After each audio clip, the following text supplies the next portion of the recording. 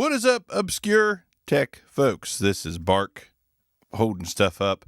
Haven't announced it yet. IEM's KZ EDX LITE. Like $6, $5-6, Amazon, maybe 12, 17. Hold on, I'll check. $9.99, even on Amazon. 10 freaking bucks for the EDX lights. And I've got some good news as to why $10 is well worth it. I'm going to throw them against the EDX Pro X because those are currently the IEMs to beat in the budget game that I have tried so far.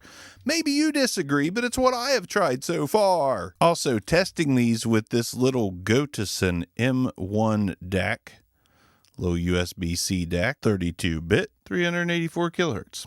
Little, small, plugs into USB-C.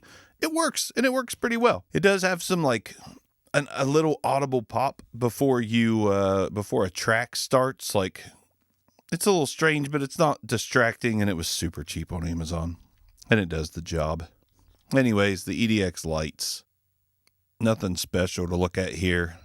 Had a comment that said the Cosmic Sans font was like an instant turnoff, but whatever, man. It's fine. They're $9.99. It is what it is, you know.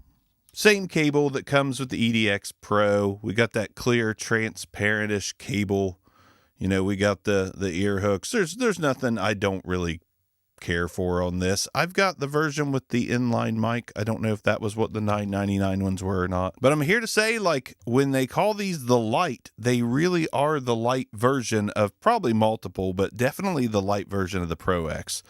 Because in my tests, full review coming right now, they just lack kind of the immersive experience that the extended bass of the Pro X gives you. But that's not a bad thing. They're less bassy, but the bass is still fine. Like, some people would consider the Pro X too bassy. The EDX LITE may be the fix there. So the top end, not harsh, but it can border on harsh depending on what you're listening to. But to me, they never got harsh. The upper mids are really nice as well. The lower mids could use a little bump.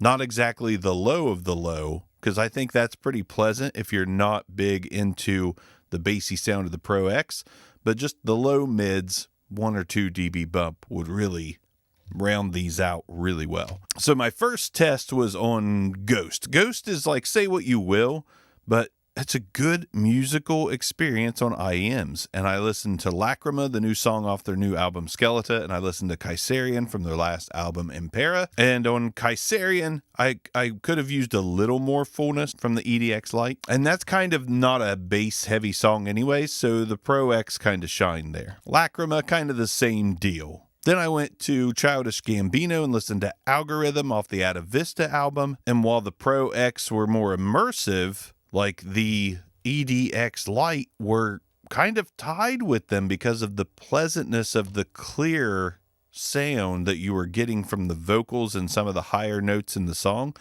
And the bass was still really good. You know, it's almost like Dolby surround sound versus really clear and concise. Kind of a tie on that song. Then I went for my favorite, my girl Fiona Apple.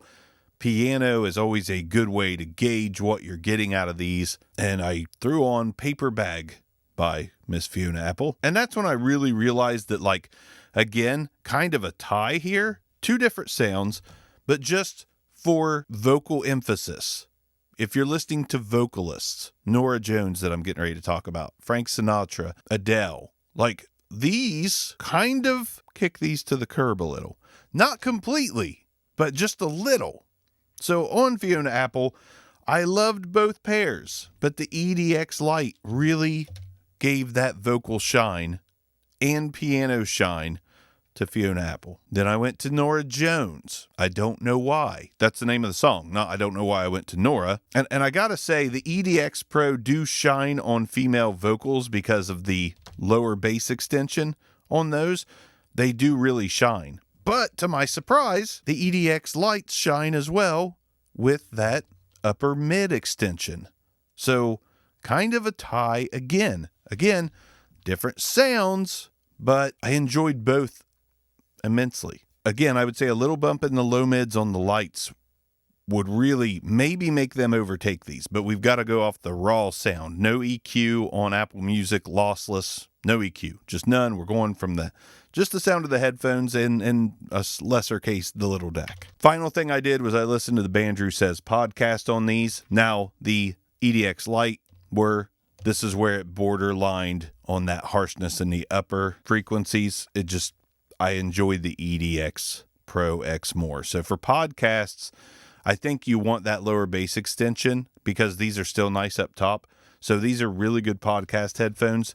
The EDX LITE works, but that was kind of the deciding factor with all the ties and Ghost sounding better on the Pro X and a podcast. So the Pro X still are my favorite, but the EDX LITE now on the graph are in second place because for $9.99, I honestly think these are fantastic if you just want clear, lovely music with just enough bass extension to not feel thin. These really fit the bill if you're not a bass head. They are really well-rounded, and like I said, little bump in the low mids, and they might be absolutely perfect for $10. So definitely recommend, definitely enjoyed them, was kind of blown away that the EDX LITE were better than most of the other KZ headphones that I've tried, and gave the Pro X an absolute run for their money. That's all I got. The EDX LITE for $9.99, link in the description. Definitely worth buying.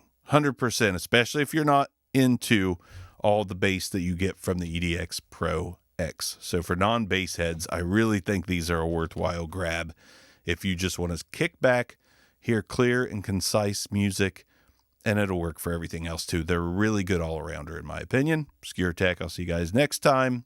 Peace out.